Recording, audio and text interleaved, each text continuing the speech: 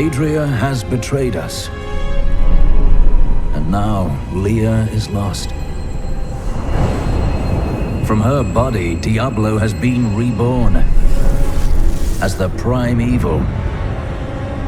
The power of hell answers his call, and the heavens buckle under the weight of corruption. I will purge this evil forever. We arrive in the high heavens in the wake of Diablo's destruction. His evil and corruption permeates the very ground and structure we stand on. The diamond gates lying in ruins behind us, we head up the platform, and the enchantress remarks, "Heavens, what have we done?" "It's true. How could we have been so blind to Adria's treachery?" Pushing the thought aside, we see Tyrael and Imperius ahead. The latter is gravely wounded from his battle with the Lord of Terror, now as the prime evil. Imperius, you cannot mean to face Diablo again. Your wounds are barely healed. The heavens burn. This is your fault, Tyrael.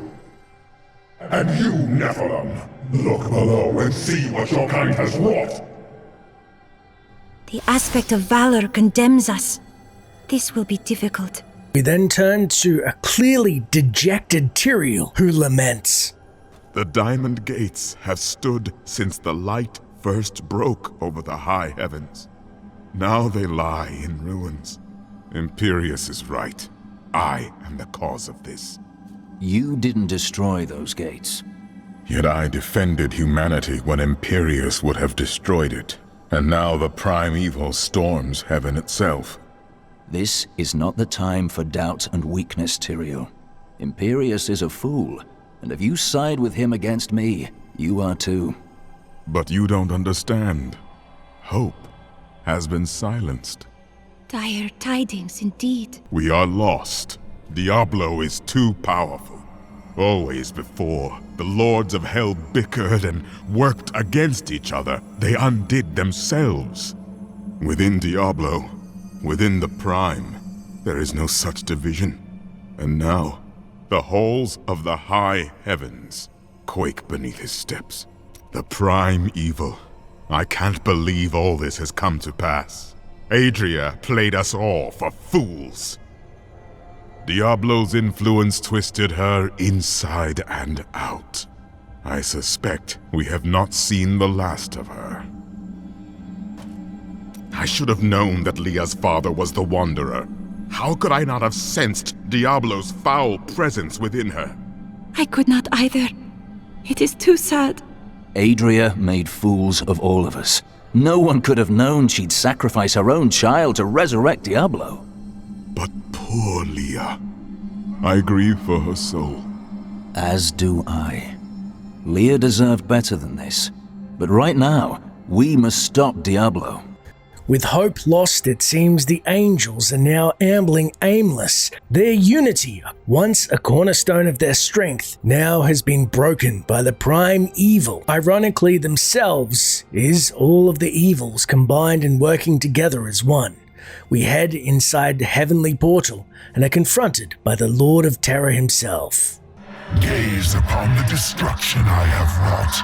It will be the last thing you see. Iskato, destroy the Nephilim.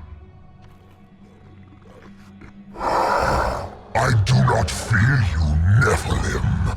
You'll find only death in this eternal realm. Like Diablo, Iskato disappears out of sight. His terror vermin rain down from the skies. Gathering together in a cloud of sludge and death, they try and overwhelm us. Iskato himself tries to flank us in the fray. The armies of hell will trample your corpses. The shades will devour your soul. We counterattack Iskato with our own holy warriors, thorns underfoot, and our ultimate rains down holy retribution, forcing him to retreat. We head to the northwest wall and see a skin-like barrier with a rune on it that bars our exit. Artu re-engages his attacks and taunts. You believe you can defeat me, mortal? Our armies are endless. Iskatu teleports to the western wall, however, succumbs to our bombardment. Every moment I delay here, I draw closer to my ultimate victory. Victorious against Iskatu and angering the primeval, we leave the ambush site and head towards the Halls of Fate. There we see Itheriel, the Angel of Fate, who can aid us in restoring hope to the high heavens once more.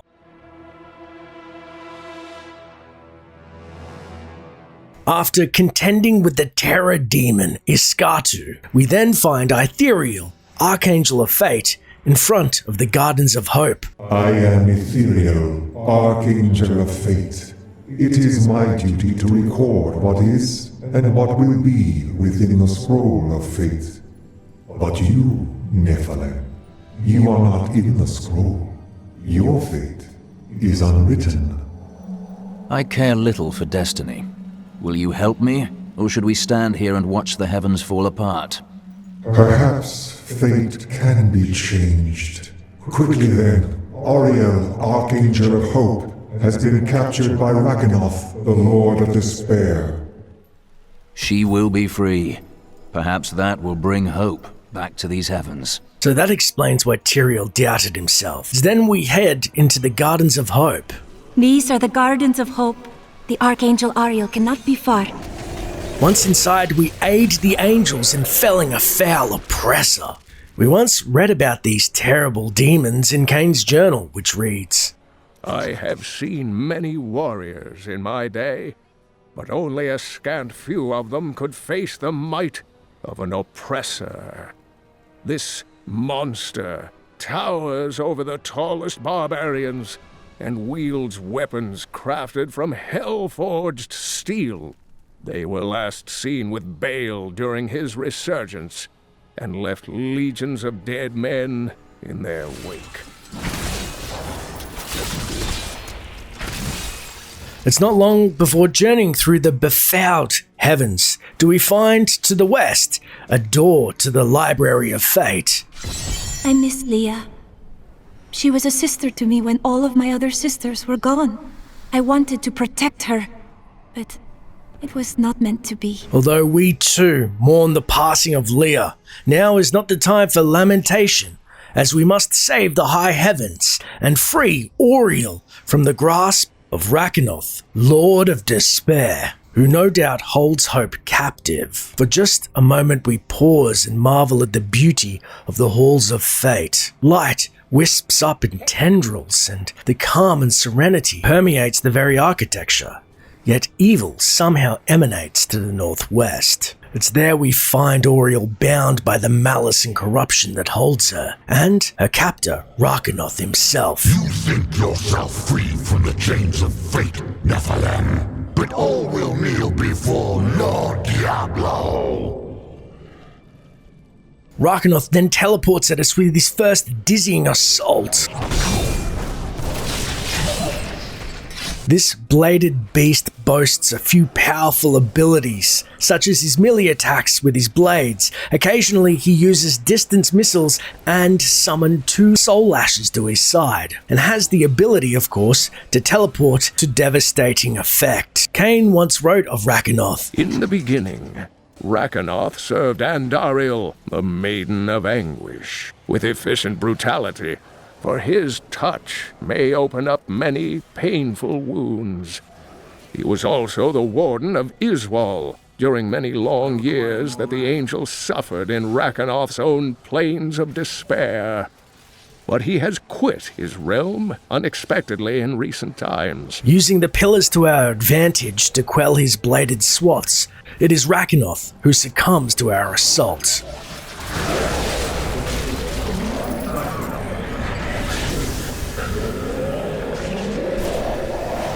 After dealing with despair, we find Auriel's prison to the northwest. After freeing her, Ethereal joins us and she thanks. Thank you, Nephilim. I hoped the scroll of fate was wrong, that harmony would once again fill this troubled realm. I see now that all hope lies in you. I will be worthy of it.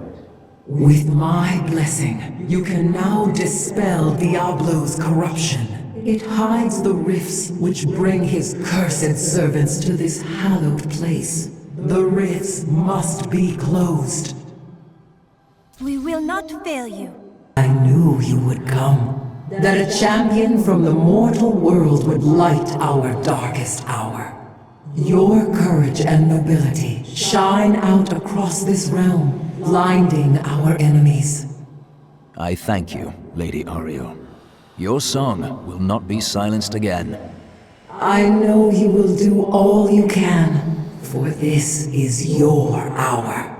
Go forth with my blessing and show all creation why the Nephilim are the future. Can you help Tyrael? His faith is shaken. There is a shadow upon his heart, but it will pass. Remember, he chose to be a mortal, and he must overcome this despair as a mortal. I understand, but we have little time. Have faith in him. Of all the archangels, his light has always shone the brightest. In this our darkest hour, he will ensure that justice prevails. What are you going to do now? Though the angelic host is scattered, we are not defeated. I will try to rally them as best I can. Yes, they have always flocked to your call during times of crisis.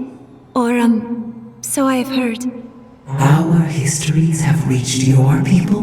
That is indeed promising. I pray that this day will end in another tale of victory. Do you believe Diablo can be defeated? Only in the light that lies within you, Nephilim. I will take heart from it and hope for your victory. The future is ever writing itself. Unknowable, just beyond sight and touch. We then take the time to learn what we can from Ethereal before we continue our hunt for the Lord of Terror. Only once in the history of Sanctuary has a Nephilim been as powerful as you. His name was Odyssean. Aldician? But he is just a myth, a lesson in selflessness. He was no myth. Because of his noble sacrifice, I saw the inherent potential in your kind. As such, I voted with Oreo to spare mankind from annihilation. I'm grateful. I'll be sure to vote that we spare the angels when that time comes. You jest, but that day is not impossible. You can see the future. I see the myriad streams of possibility, all intertwining and weaving into one another. I can hear them echoing forward into eternity. How do you choose a path then? I am not called to be a champion as you are. My role is simply to observe.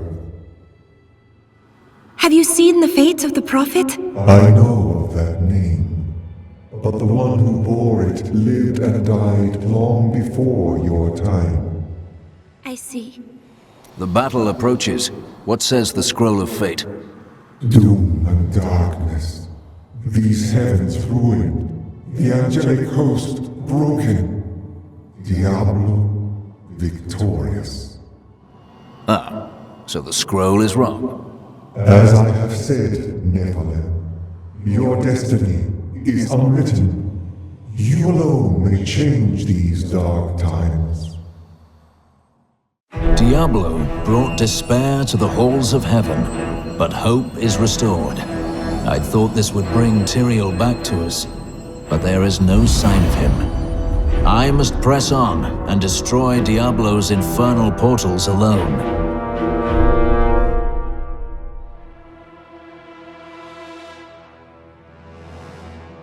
After freeing Oriel, the Angel of Hope, we now can destroy Diablo's corruption, which taints the high heavens and barred our way. The corruption was strongest northeast of here.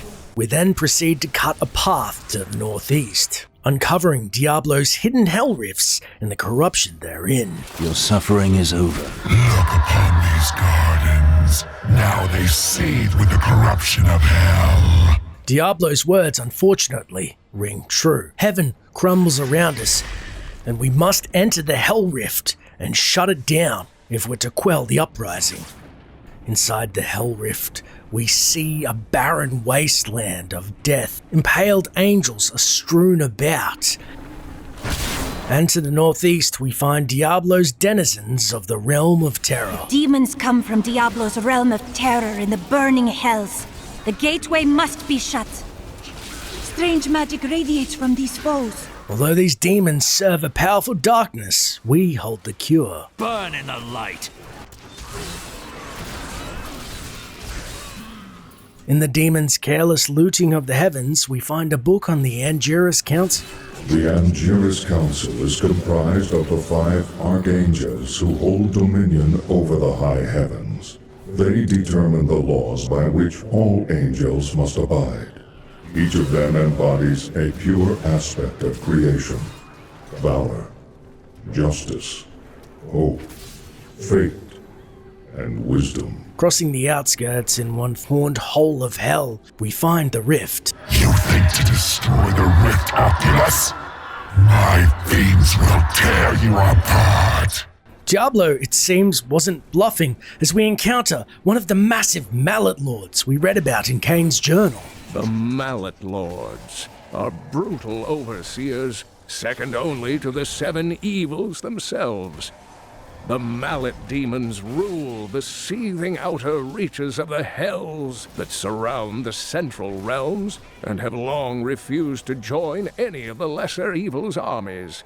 Surely the destruction would be unthinkable if such a thing ever came to pass. After mantling the Mallet Lord, we then close down the Rift Oculus.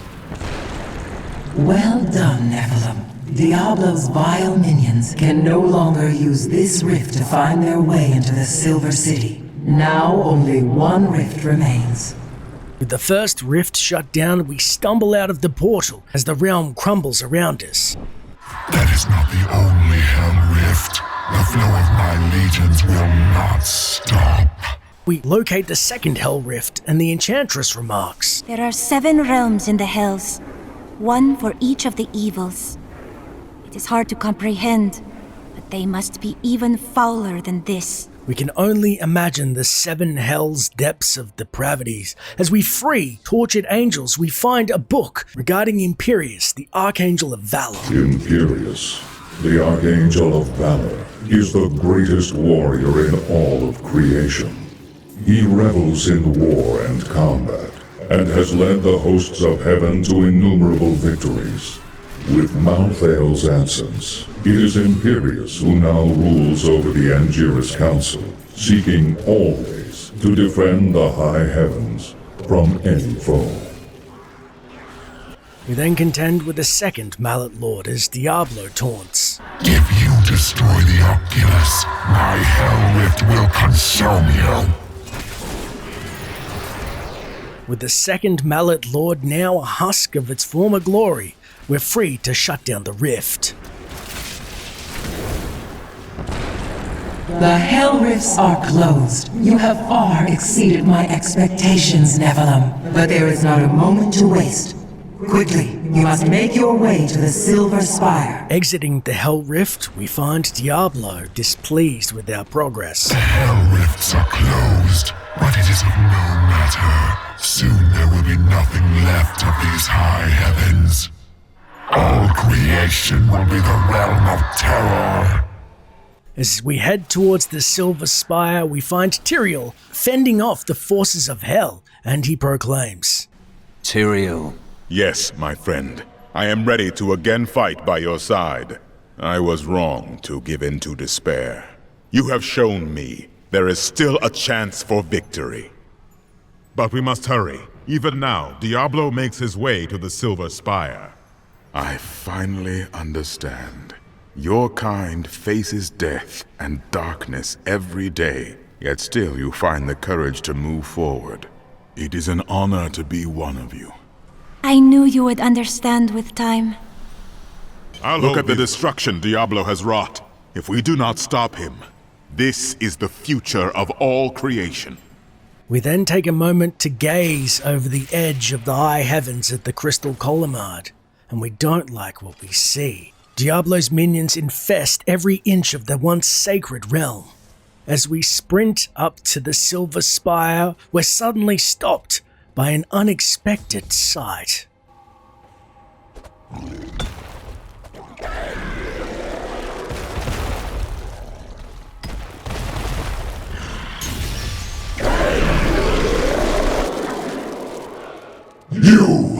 Your kind does not belong here.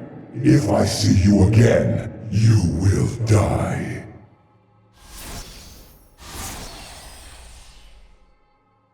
Pay him no mind. This is your fight, Nephilim. Your power is even greater than Tyrael foresaw.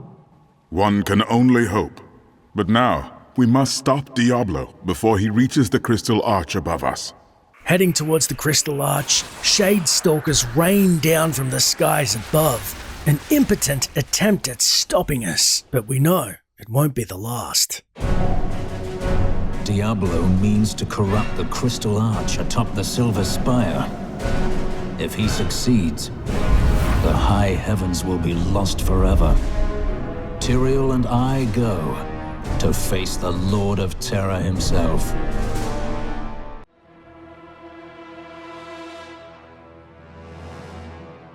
Corruption is thicker here.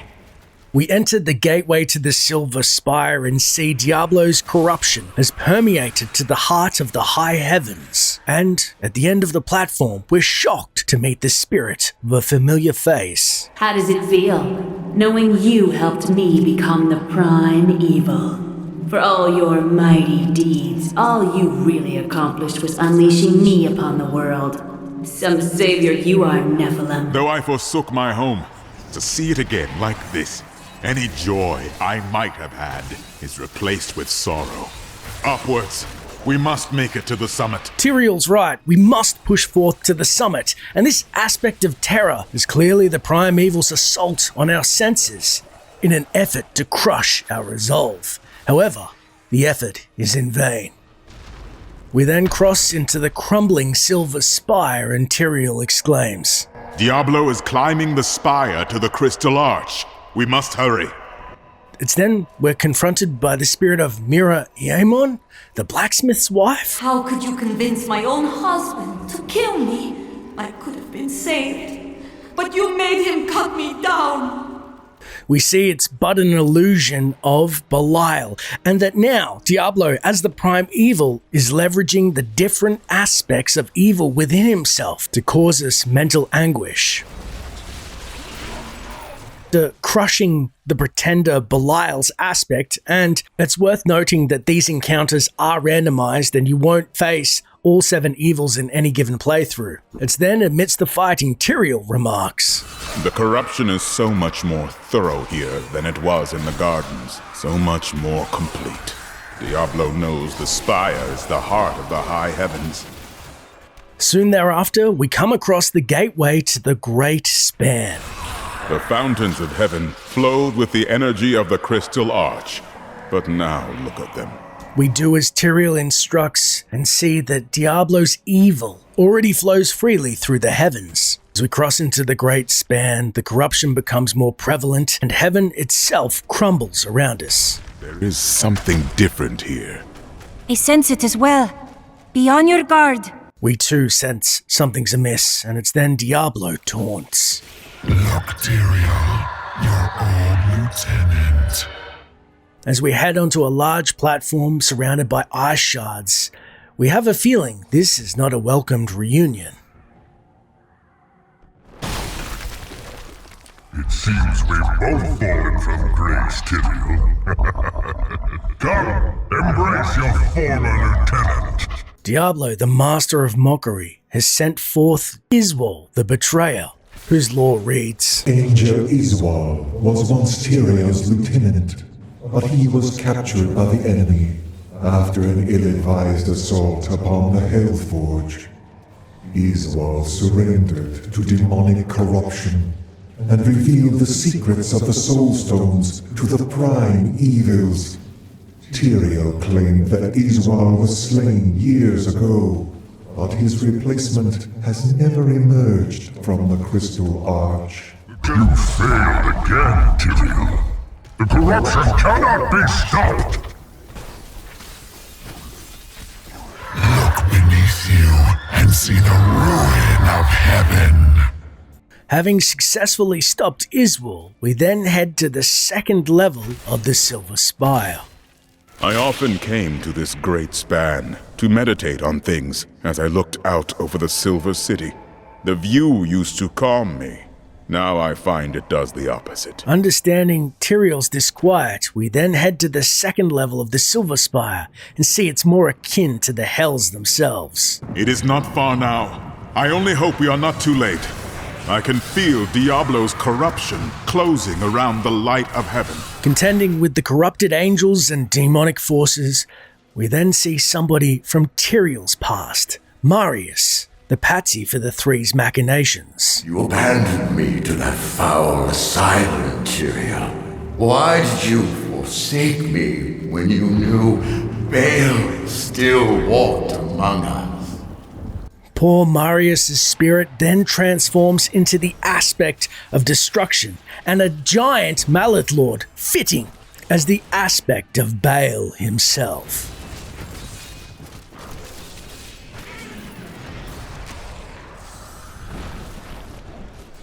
Fighting our way through the Morlu and the fallen forces of hell, we then find the gateway to the pinnacle of heaven and an unexpected ally, or perhaps enemy.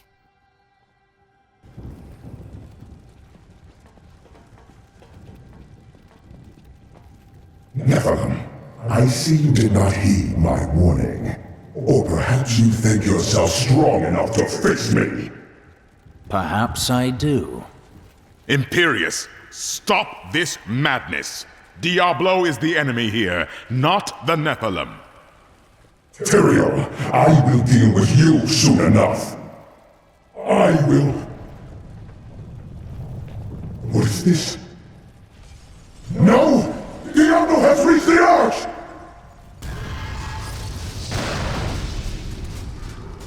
No.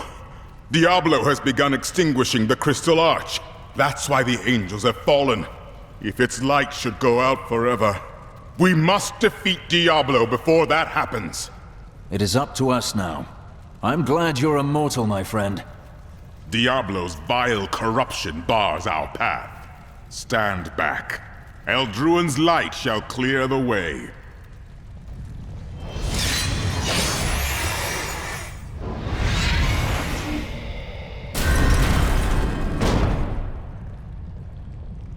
With the angels all but indisposed, the Enchantress remembers who's responsible for this tragedy. Do you think Adria came here? No. She is in hiding. I cannot rest until she has fallen. That woman has lost every right to live. Agreed, but first we deal with Diablo. The gate has been opened, Nephilim. This last trial is yours alone. You were a fine commander, Tyrion. I am proud to call you friend. It was an honor, but this is the moment you were made for. This is the hour of mankind's victory. You've said that the Crystal Arch is the heart of heaven. Tell me about it. It is older than time itself, and over the eons, this shining realm took shape around it. It thrums with living light and sound that courses through the very fabric of the Silver City. The angels are birthed from it as well? Yes, like musical notes in a grand chorus. Angels are the manifestation of the Arch's intrinsic harmony. The purest expressions of this harmony were my brethren, the Archangels. I see little harmony in this place. Yes, but hope has returned. And as you mortals are fond of saying, it is not over yet. I fear that if we defeat Diablo, Leah's innocent spirit will die with him. I refuse to believe that. No matter how long it takes, I will not rest until her soul is at peace. You are right. Leah knew the protective spells of the Horadrim. Diablo took control over her body, but he can never twist her mind. What is the prime evil? It is the sum total of all 7 evils housed within one body. There is an ancient legend, known only to a few, of the great dragon Tathamet, who was the original embodiment of evil. The legend says that he was ripped apart during an epic battle with Anu, and that the burning hells are composed of his remains. Who is Anu? Just as Tathamet was the ultimate evil, Anu was the ultimate good. It is said by some that the Crystal Arch is all that remains of this great warrior. Are you saying Diablo wants to become this dragon? In a manner of speaking, yes. Learning of what Diablo looks to become, we cannot allow it to become Tathamet and dominate all of existence forever. We enter the Crystal Arch and race towards Diablo, but... I am trapped! You must keep going! We try to free our companion, but to no avail. With no choice, we must face the prime evil alone. Diablo's corruption has twisted heaven into another realm of hell, but we see what Tyrael spoke of, the spine of Anu, the backbone of heaven and the seat of its power. In the middle of the platform where Anu's essence pools is Diablo, its evil essence reverberating through the heavens itself. The 7 evils are one within me. I am Legion.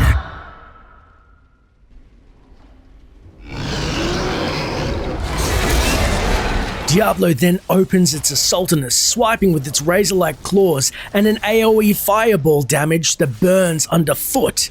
He will then summon skeletal cages like he trapped the Enchantress in, but thankfully we have an item that does not allow us to be bound. Finding it difficult to breach the gap, we summon a pair of astral avatars to aid us in the battle. But Diablo, infuriated with our tactics, decides to change the playing field. Enough!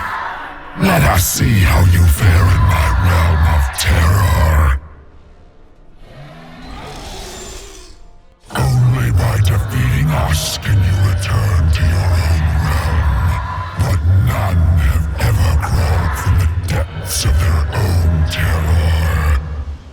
We awaken in Diablo's realm of terror that is filled with screaming winds and a void unlike any other. The Lord of Terror goads us into the first move and says, How does it feel knowing you have failed those who depended on you? As if to punish us for spawning our own avatars, Diablo spawns terror clones, as well as his own shadow phantasm. You shall never wake from this nightmare. Our only way out of the realm is to stand our ground and face our fears head on.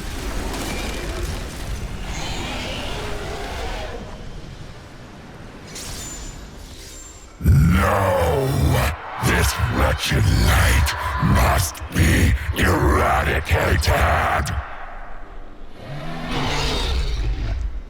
All that you have known, all that you have ever loved, shall die along with you, Nephilim.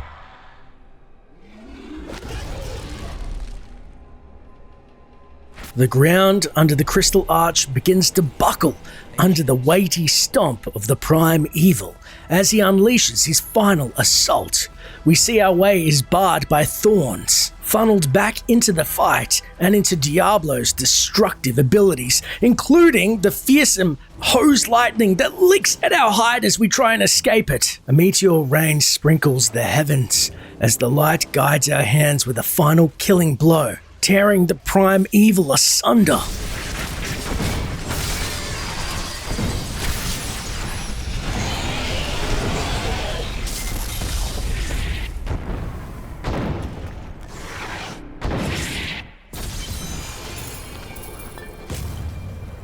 We can hardly believe what has transpired, and as Diablo falls, the angels and our companions return. We then have a final chance to speak to them, starting with the scoundrel Lyndon, who says in utter disbelief, I can't believe you really did it. Are those tears in your eyes, Lyndon? No, it's raining. But it doesn't rain in the heavens. Well, it does now. That was astounding. What you did back there. You're the greatest hero in history. Everyone in Kingsport will know your name if I have my way. They'll sing it for the rest of time. Hell, I will sing right now if you want me to. Well, it was all worth it. Everything. The cuts, the bruises, having to break bread with that Templar. I jest. You are like family to me now. I owe you the world, my friend. But now I better shut up before I make myself sick. Speaking of the Templar, we then turn to Cormac, who congratulates. Victory at last! There was never a doubt in my mind, friend. You are a true champion, and so the Lord of Terror falls. May all the souls ravaged by his evil rest in peace. It's finally over. Many brave souls died in this war. Thanks to us, they did not perish in vain. Although his words ring true, our victory is bittersweet. As we look at the corpse of the primeval, we cannot help but mourn the loss of our friend Leah, and hope that her soul has somehow found rest. We then turn to Oriel the Angel, who says, The day is won. Diablo is vanquished, and all evil with him. A bold claim. Evil is resilient. Time will tell.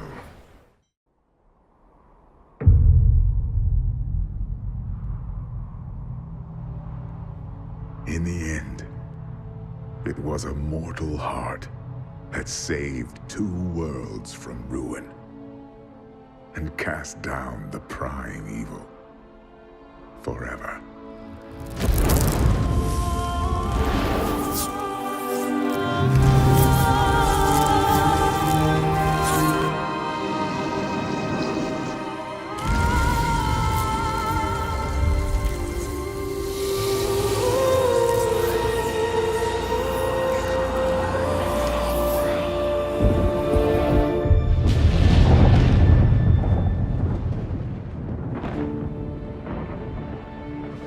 A new day breaks for both angels and men. For mankind's greatest champion, the Nephilim, rose to confront the darkness that we, in our pride, would not face.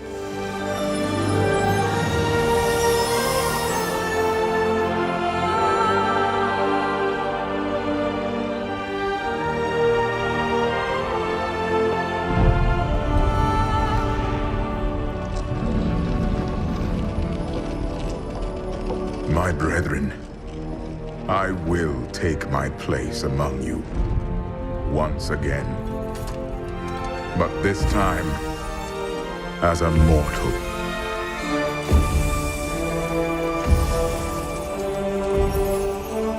Since justice has been met this day, I will now stand as wisdom. On behalf of those who risked all to save us.